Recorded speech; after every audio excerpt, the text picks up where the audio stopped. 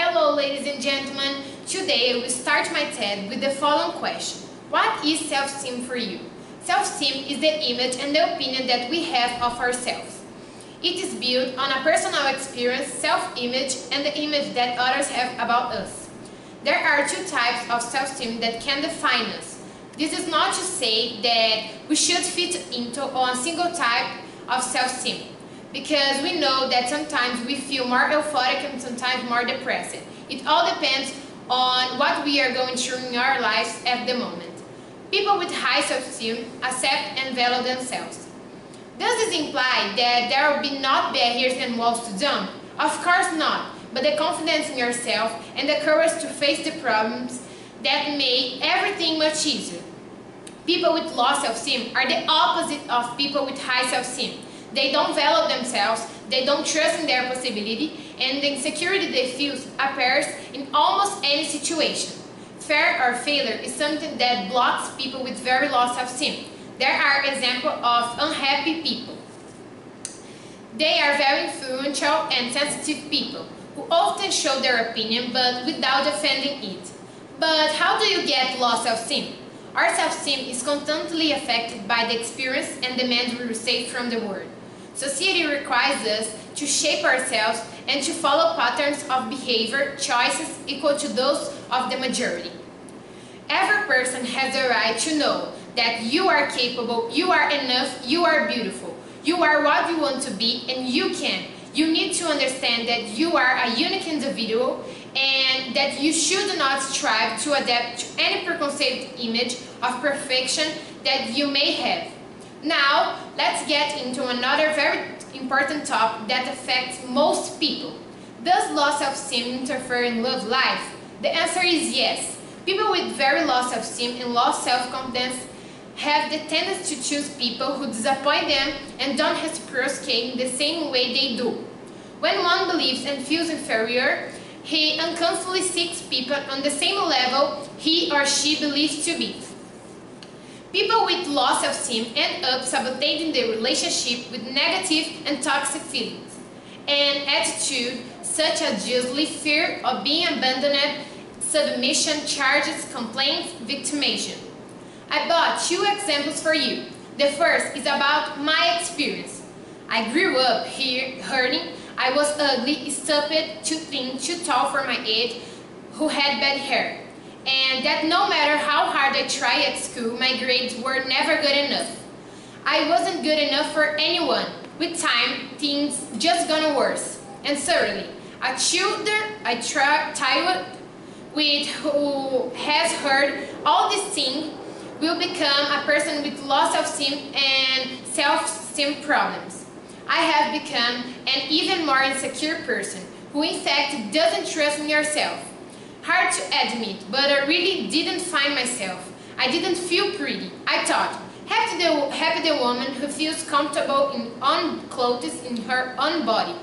It was a daily struggle, always, to accept me the way I am and to try to improve some issues.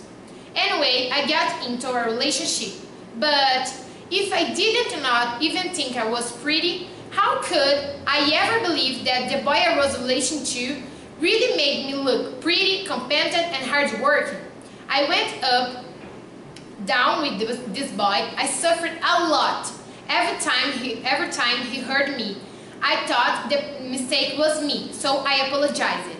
He did not treat me so well. He did not to be a good in my life. After all, I was not a queen to demand a prince either. Until I heard a story that made me rethink all these concepts I had about myself. One person, I will call Mary-Liz, last year told me how her relationship with the current husband and father of her 3 children began. They started to see each other, went out more and more often, until they were getting involved and the guy stopped everything. He said that he had just finished a long relationship. He did not want another serious relationship then, but he wanted to keep going out with her.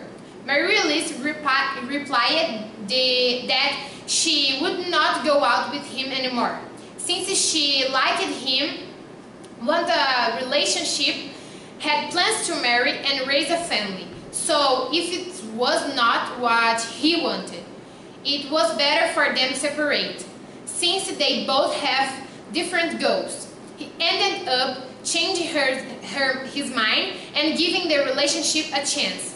We turned into a family and has been 10 years. But it is not a decision that I want to talk about here. I want to talk about Maria's attitude. When I heard this story, the first thing that went through my head was, this is high self-esteem. I keep thinking, how about at that moment of my life, I would not have had the same attitude. Be involved in accepting the other person's strength and the expense of one's own emotion, priorities, wants, and goals is a way to override. In other words, if you want to have a serious relationship and the person you are passionate for doesn't want to know, submit to kind of minor involvement and the lack of commitment that the other one proposed to you to go over yourself. Often, when we are in love, our first impetus is to do everything in your power, make the relationship work way we expect it to. What I have noticed from time to time is that sometimes in this doing everything, we prioritize the relationship and other person and forget completely about ourselves. Makes a lot of right self-esteem and clarity of our goals and puts yourself first in such situation. To really understand that in love, having nothing is better than having little. When Marilis decides to end everything with the boy, she's choosing herself. What the guy did later doesn't matter. The most interesting thing in Marilis is stop this insecurity she had to leave behind a guy she little liked very much when she realized that did not want her. She's saying, I know I want and that's it. If you don't want the same is a pity because I would like to be with you, but I will follow my life, my goals, and at the same point I will meet someone who wants the same. Why waste time of your life insisting on something that the person has already told you don't want? Is it worth changing on a personal goals and giving you up on what is important to you by a person who says it's not willing to invest in? You deserve more than that. When you accept yourself, you free yourself because you don't need anyone to accept you, to accept to love oneself with its qualities and defects. It does not need anyone to tell you how beautiful you are, how intelligent and authentic you are. You must be the first person to say that. Above all, must be the first person to believe that you are wonderful. After all, if you don't believe in yourself, who will believe? Think about it. Don't let insecurity destroy yourself. And if someone did value you as you deserve, remember that this doesn't distract from the virtues. Maybe the person was not able to get along with someone so special and virtuous. Maybe the person is weak. Should you choose to be happy and make it possible? With positive thoughts, never losing the enthusiasm for life and love, even if somebody tells you the opposite. Don't focus on your weakness or defects. Think about the strength and opportunities you have and discover how to use them in the best way possible. Your worst opponent in yourself is yourself, because if you allow yourself to overwhelmed by negative thoughts, you will never be able to attract positive things in your life.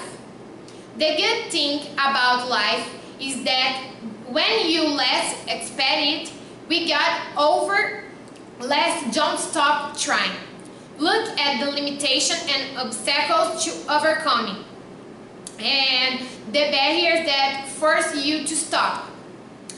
So when life challenges you to don't bow your head, don't give up. Look within yourself and seek the strength to fight and overcome. This is not better than feeling you are able to beyond and on limits, and feels like a winner, even if life gives you a weapon to face the battles. I end the stakes with just a sense. We are that we wish to be. Thank you.